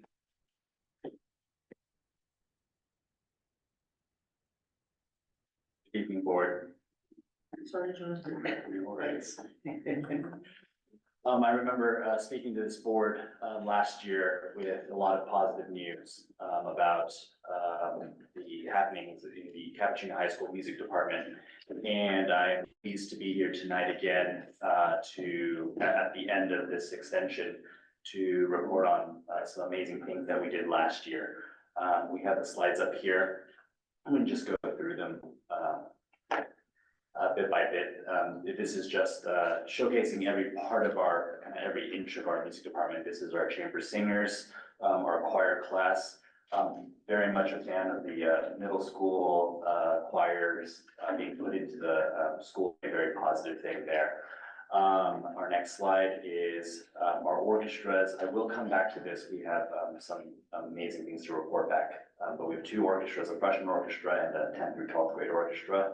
Next slide. A marching band, color guard, a concert and symphonic band. Lots of amazing things happened last year as well. I'll kind of say it all at the end. The next slide is our winter and indoor percussion. This is kind of an extension of our marching band pageantry season into the winter and springtime. And indoor percussion was minted during the time of this extension, and that has become a thriving thing in and of itself, kind of supporting the band program at Cappuccino. Our next slide. Our jazz band is currently after school, but as you can see in the photos, there's a lot of enthusiasm for jazz. One of the bottom right photo there, we have these big, beautiful windows.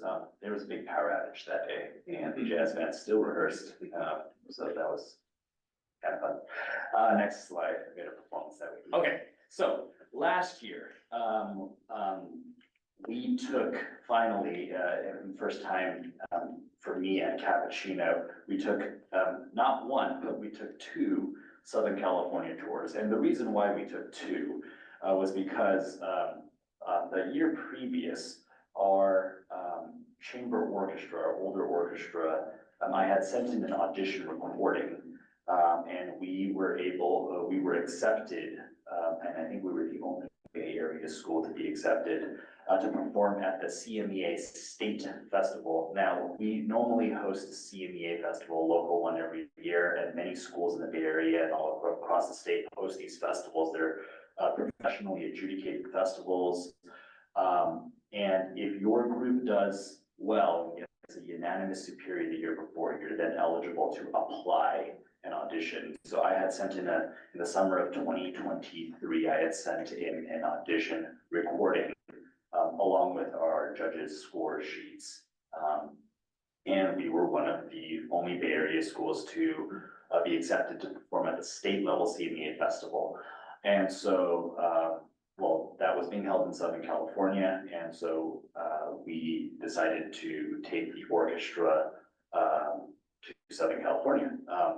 Our band and choir also had a wonderful year last year, and I wanted to take them along. Taking all three groups was not something I really wanted to do, and we weren't able to, or at once, and we weren't also able to find a suitable festival for the band and choir at the same time, and so we had made the decision to split the trips up. The band and the choir went to Forum music festivals down in Southern California, and they performed at a school in Santa Clarita. The name of the school is eluding me right now. And I'm happy to report that the orchestra, their performance was not a competition. It was kind of the reward for getting into this festival. And so they had a wonderful, wonderful performance. The band and the choir, a couple of weeks later in April, went and performed and received a gold rating. Both groups received gold rating at the Forum Music Festivals in Santa Clarita. And then to add on to that trip, we all three groups went to Universal Studios, which the musical performance is the highlight for me. But for our children, throwing the theme park experience is very important. We collected contributions from students, but we ended up subsidizing a lot of students in order for them to go on this kind of once in a lifetime type of trip, mountaintop experience. And we had many students who were that we needed playing key instruments that were subsidized. And so a lot of the extension, the 10,000 per year, that funded marching band and orchestra festivals and such, but it really made an impact for this particular trip. The last thing I wanted to share specifically about our symphonic band. And this is a point of pride for me.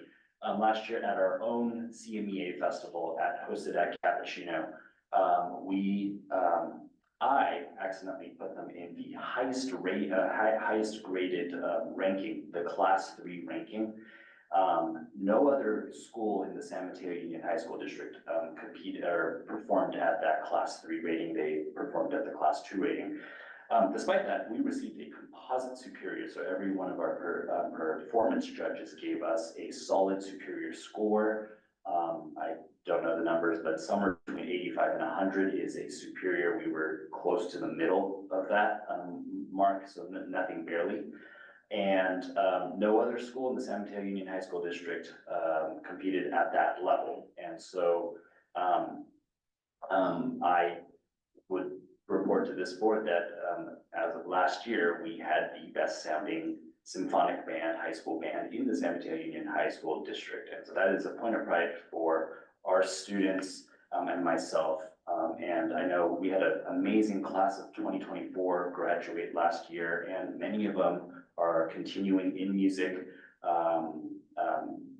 playing at the College of San Mateo Symphonic Band, some even studying music at local four-year universities. And all of those music seniors are taking that pride and that accomplishment with them for the rest of their lives. And so, thank you. Thank you. Any comments? Congratulations. Thank you. All right, now we're gonna move to item H, receive report on the San Bernardino Park School District School Field Trip Grant from the San Bernardino Park School District. In October 2022, the board approved a $35,000 grant to the San Bernardino Park School District to support field trips and on-campus assemblies in the 2022-23 school year.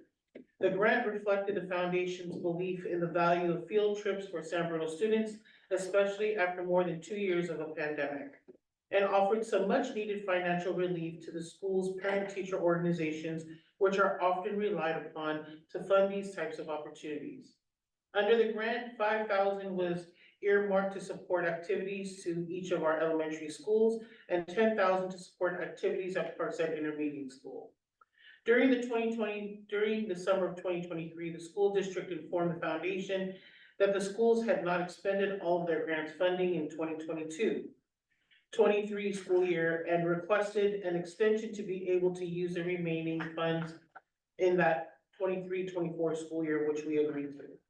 Superintendent Duffy recently informed the foundation that the schools still had not expended all of the grant funds during the 23-24 school year due to leadership transitions at several schools, challenges finding substitute teachers at Parkside in particular to cover for teachers who took a group of students on a field trip, challenges in finding bus transportation for these field trips, and a misunderstanding over what the grant funds could cover.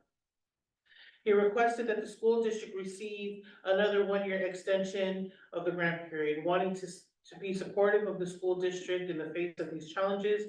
Executive Director Hadamia has agreed to extend the end of the grant period to June 30, 2025, and is working with nonprofit council to draft a second amendment to the grant agreement. I'd like to invite Superintendent Duffy back to the podium to give us an update on how the grant funds will benefit the schools and the students. Superintendent Duffy. Thank you, President Tony Jones and board members. It's nice to be here this evening. It's just nice to sit in the back and hear so many wonderful things taking place, and congratulations on the rack. I know that's been a long time coming, and I know construction is never easy, so congratulations on that. So yes, thank you so much for granting us the field trip funds. It's been an amazing opportunity for our students to continue to get out outside of schools. And just a little background, this was originally a $35,000 grant. We used about $15,000 in 22-23 and about $10,000 last year. Allen, Portola, and Bel Air were the most successful at using those funds and getting off their campuses. And about $10,000 thank you very much, has been carried over into this year. And I would say, you know, the line you mentioned about some confusion about the use of the funds was really about outdoor education, which is one of our most expensive costs. And so we didn't put any of this or most of this money to outdoor education. Had we done that last year, we would have expended it all because it's such a big cost. It will certainly be used this year. There's not that much left, and we really thank you for that. I think there's a couple other slides. Last year, we took 70 field trips across the district. The Community Foundation grants were used on 11 of those trips, the great majority for bus service, which is clearly the most expensive. Highlights include trips to the Tech Museum, Exploratorium, Sanchez Adobe, and lots of other places. And that's a wonderful picture from the Monterey Bay Aquarium as well. Oh yeah, so this year, with some of the leftover money, plans include outdoor education for all fifth graders. And this is also a place where the district has now found additional money to give to schools each year. So we're currently giving $5,000 of our own money to the PTAs or to the schools to support John Muir and Portola, and $10,000 to Bel Air and Allen, which are higher need schools whose families traditionally don't have as much funding. And so we've also, just in terms of trips, continued to take a Washington DC trip. And we've asked the Community Foundation last year and plan to ask again for some money to help so that students who are more historically farthest from opportunity can have a chance to get to DC. And we've also reinvigorated the Narita program, and that trip took place this year, which was really amazing. So we are doing everything we can to exercise those muscles and get kids and staff out of the classrooms. Impact, it's probably pretty self-explanatory. Here's a picture from fifth graders at Outdoor Ed, but just amazing experiences, pushing ourselves beyond the school walls, and it just really helps not to be in scramble mode, to just try to constantly find money for trips or entry fees or buses. So thank you so much. We really do appreciate it. Our school board president's here too, so I'm sure he appreciates it as well. Excellent. Are there any comments or questions from the board? I have a comment. Just want to say I'm glad that we're able to collaborate with, again, San Bernardino Park School District to provide these funds for, again, field trips. I think that's highly important for kids to get out, again, have that fresh air and just get out of the classroom, especially after a pandemic. But again, as you know, I'm also happy that we were able to, again, figure out where the funds actually have been allocated to. Yeah, for sure. But just wanted to ask, now that we have $10,000, we're narrowing to the end of the grant, just want to make sure that, again, we stay on top of, again, where we are. And again, for that, to again, a good trip for any one of those kids, especially again, Bel Air. And again, the other kids are underserved. So for sure. Yeah, appreciate that. Any other comments? Any comments from the public? Yes, please come to the podium. Hello, I'm Raymond Giusti, President of the San Bernardino Park School Board. I'm also a parent in the district. I'm gonna piggyback just briefly off of what Jonathan Sue had to say. The program that this foundation gave to the school district to allow for Parkside's music program allowed one of my children to transition from one instrument to another, which became a critical need for cappuccino. Going from trombone to tuba apparently is not as difficult as it sounds. I am not a musically inclined person, and he made the transition smoothly and is one of the few tuba players that Cappuccino has. And so we got to experience all those trips he was talking about. But for this project, when I was vice president of the Allen PTA, funding for outdoor ed and funding for any field trip was our primary motivator. And that's expensive. And so I very much appreciate any money that this foundation gave to the district for that, because it took a load off of my shoulders, even though I didn't know it at the time. And being on the board, I've definitely made it a focus, never intending to, but this kind of field trip stuff, this enrichment is critical. And so I very much appreciate everything you guys have done and continue to do for us. Thank you. Thank you. Any other comments from the public? Anything online? No. Okay, unless there's no further comments from the board, this concludes this item. Thank you so much. Moving on to item I, receive report from ad hoc committee on San Bernardino Park School District strategic initiatives and adopt resolution approving strategic grant supporting athletic field improvements at San Bernardino Park School District schools at the San Bernardino Education, to the San Bernardino Education Foundation in an amount not to exceed $150,000. On behalf of the ad hoc committee on San Bernardino Park School District strategic initiatives, Secretary Gomez will introduce the report. Thank And I'll you. turn it over to you. Excuse me. So I've had the pleasure of serving on the ad hoc committee of the San Bernardino Park Strategic Initiatives, and I thank the board members, Superior Fury and former board member Torres, for their service on the committee. So after receiving a report from San Bernardino Park School District Superintendent Matt Dudley, the committee was formed in November to research ways for the foundation to support the district's initiatives and assist in preparing grant proposals for the board's consideration. The district's top priority initiatives includes launching STEAM labs, providing staffing and programming at each elementary school, completing a new STEAM wing at Parkside Intermediate, and improving play field for all schools. These projects require significant investment from the community foundation. The committee decided to pause and have the board consider funding these initiatives as part of the ongoing strategic planning deliberations. At the same time, the committee remained open to considering a high priority immediate need at much more lower funding level, if the district were able to identify one. Superintendent Duffy informed our executive director about the urgent need to improve athletic fields at several elementary schools and Parkside Intermediate for the upcoming school year. This district seeks financial assistance from the community foundation for these immediate improvements, as some fields, including those at John Muir Elementary, are currently unsafe for students. Over the summer, the committee listened to the school district's needs and came to an agreement for a funding proposal as detailed in the staff memo.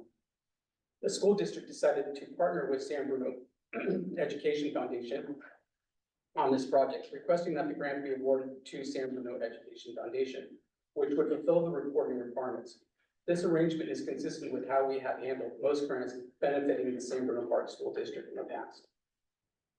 The committee recommends awarding a $150,000 grant to the San Bruno Education Foundation for the San Bruno Park School District Field Improvement Project, with $50,000 designated for each field of these schools at John Muir, Bel Air, and Parkside. The funding for each school is contingent on the San Bruno or the school district's board approving a contract with a landscape firm and any additional funding needed for field renovation project. I'd now like to invite Superintendent Duffy and the Education Foundation President Lata back to the podium to provide more details on their request for funding for these athletic field improvements and to answer any questions that the board members might have.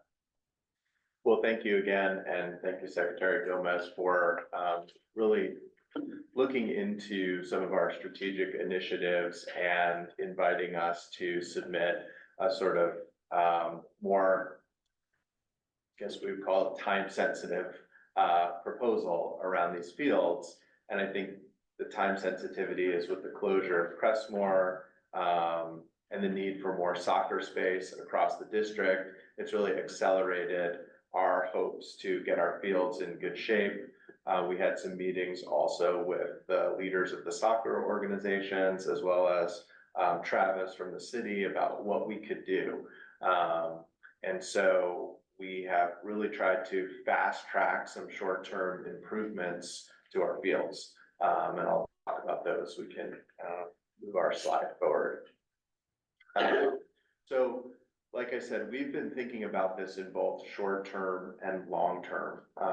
You know, if we see some major increases in revenue we would really think long-term about huge investments in our fields. But right now, we're thinking about like, what are some of the things we can do in the short term to make these fields as playable as possible? And we're focusing on John Muir, Parkside, and Bel Air for the first short-term fixes. And part of that comes just from our soccer organizations also identifying and letting us know like, hey, we think these are the places that our kids and families would most likely be playing. It's not that, for example, Portola is not as important, but when we talk to them about like, where do you really prioritize? They really pushed for, you know, seeing what we could do at John Muir and Bel Air. So John Muir, Parkside, and Bel Air are kind of our starting point. I didn't really talk as much about Rollingwood, but we are doing a little work on that smaller patch of grass, which is more of a field than a patch of grass at Rollingwood as well. So what you see actually in that picture is some of the current work we are doing on the John Muir field, which had a lot of work to really get in and sort of flatten the earth, add a lot of topsoil. This is sort of in the process, a lot of water to get us to a playable space. We've contracted, at least for John Muir and Rollingwood, with an organization called Frank and Grossman. They're landscape contractors to make improvements to the fields.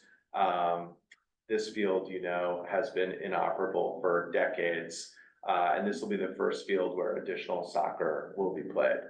And completion is expected, I wrote this last week, but this week, and we're just giving a little more time to seed grass and get a little bit more grass growing before we send the kids out there. And so as part of this first contract, we also did do some work on the Rollingwood field as well. The next school is Parkside.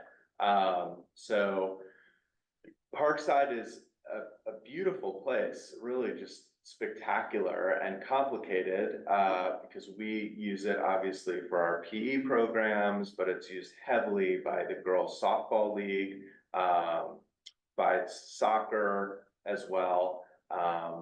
So we're in constant communication with the different organizations about what they're looking for, what they need. We just did a walkthrough with the girls softball organization, who is looking for, you know, improvements to the field in certain ways for more softball, soccer as well. Some of the things we're working on with the girls softball, some new fencing for dugouts, netting for foul ball areas, a practice pitching area. They're looking to build a small refreshment area. They're really trying to, you know, also make that home for girls softball. And at some point, we will need to close portions of this field to do deeper work, both for gopher abatement and just significant turf repair. And finally, Bel Air.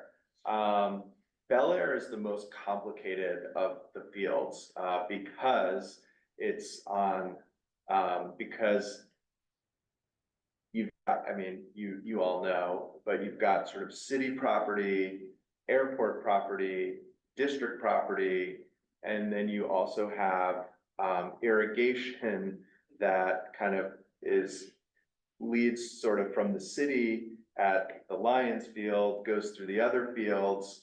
So a lot of different stakeholders have to be involved. In the long term, I think there's all sorts of amazing ideas to do with that space. But in the short term, what we really have to deal with is the irrigation system there that's really dysfunctional. So that's really where we're gonna start and figure out what we want to do.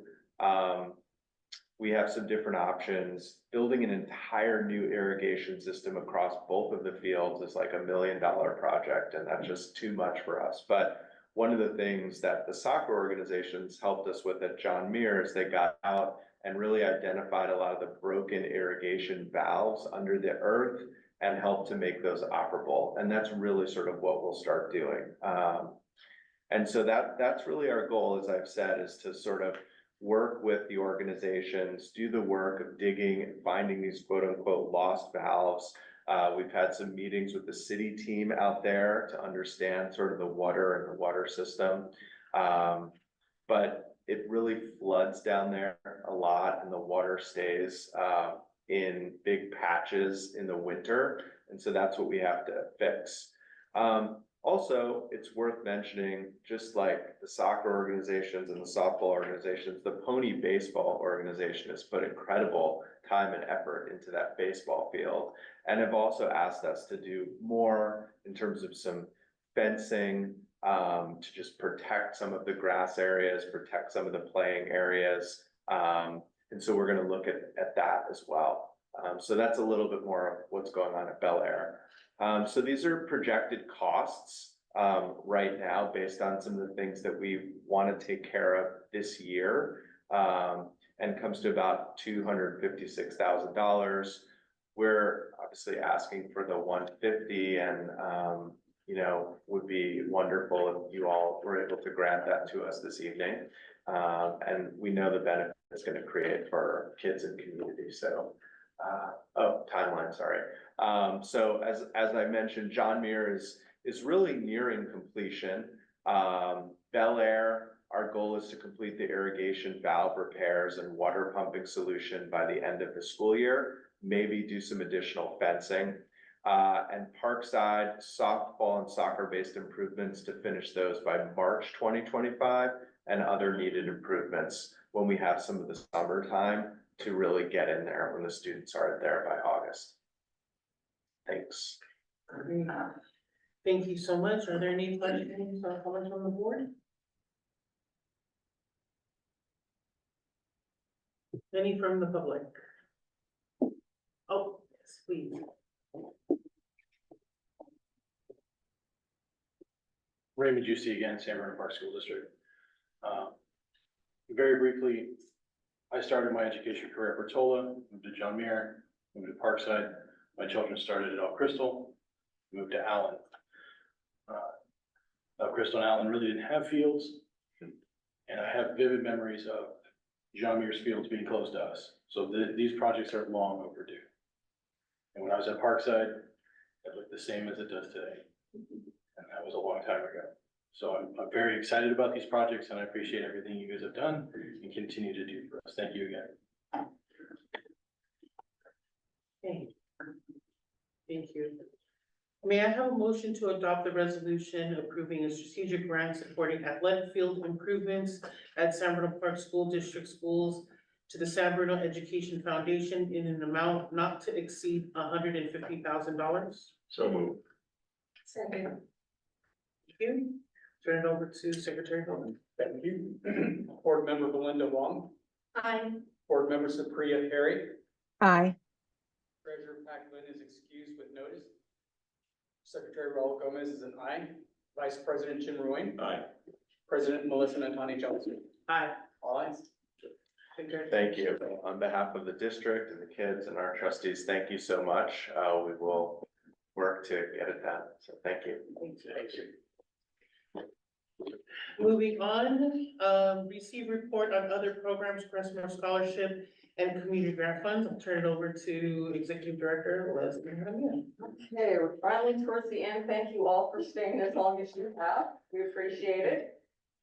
Just a couple of highlights that I wanted to emphasize tonight on our other programs. First, we're exactly 2 weeks away from our application deadline for the community grants for this year. Local organizations have begun to slowly start the application. Everybody procrastinates. But they've started filling out applications. We have had 2 grant workshops. The last one was yesterday. Both were very well attended on Zoom. And we continue to get questions from organizations. We're just about done assembling the review panel, and we'll be working with them. They're the ones who will be reading all the applications and rating them. And their recommendations will come to you as a board at our December meeting on normal schedule. In addition, we are near finishing sending out all of the 2024 scholarship payments for our Crestmer Scholars, I think there's only a couple left. We did, give a deferral for one student who ended up moving with his family out of state and is going to try to enroll in a different university, so state of New York. We gave him a deferral for that. We've got several that have gone a little silent on us, and we're trying to reestablish contact with them to find out exactly what they're doing with their educational path. But that is all proceeding on schedule. Our 2025 customer scholarship will launch in December on the normal schedule, and there will be an early, March deadline. Thank you. Any questions on the board? Any comments from the public? Okay, that was just a report, no action to be taken. Thank you, Leslie. 9, board member comments. Would any board members like to make a comment at this time? Okay. There's no discussion. We conclude that agenda item. Number 10 is, may I have a motion to adjourn this meeting?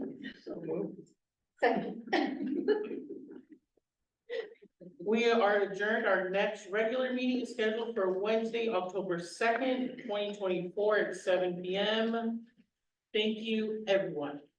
Thank you. Thank you. Thank you. Good night. Oh, the gap.